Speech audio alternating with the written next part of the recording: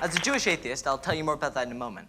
I was really interested to learn more about the role of religion in who we are, and whether, in an international society filled with a plethora of cultures and identities, religion remains an important identifier amongst my expat peers. My personal experiences with religion have forged some interesting ideas as to not only what religion means to me, but what it means to my peer group. I came into this with these hypotheses. 1. At first, expats feel more of a need to be near to others of the same background and to be near to others of the same religion. And second, the longer we are expats, the less of a need we feel for religion to be the basis of our identity. Any initial enthusiasm for this will fade over time.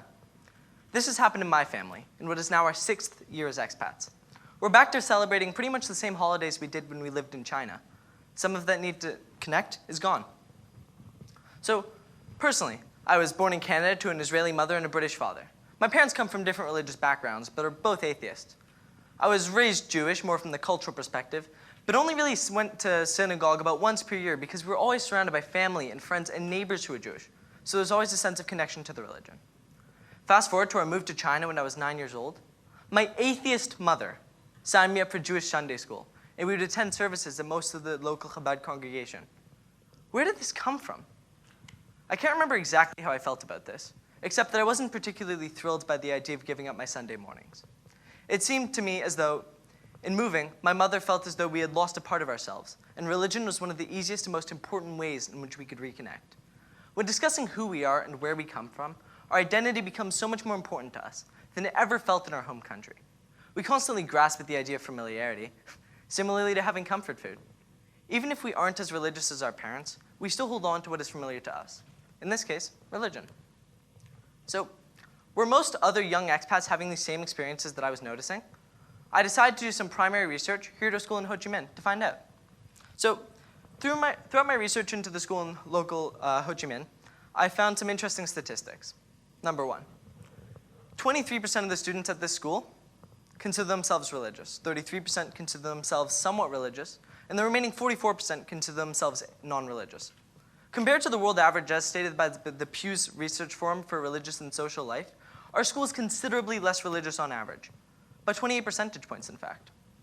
As I continued, I found some more interesting statistics about what religion meant to my expat peers. Expats who had been in an expat life for 1 to 3 years were the only group to say that, on average, they felt as though religion meant more to them than it did to their parents. Apologies. 1 to 3 years were the only group to say that they felt it meant more to them than it did in their home country. Expats who had been away for 3 to 10 and 10 plus years all stated that religion meant less to them than it did in their home country. In fact, expats who had been away for over 10 years were the only group to say that they felt that religion meant less to them than it did meant the least to them than it did in their home countries. As you can clearly see, there's a very clear decline in the importance of religion to our expat students the longer they live away from their home country. But since going to a church or a synagogue or a temple or a mosque is usually driven by one's parents, I thought it important to also see how this changes over time, to understand whether our parents go through the same process than we do. This does indeed seem to be the case.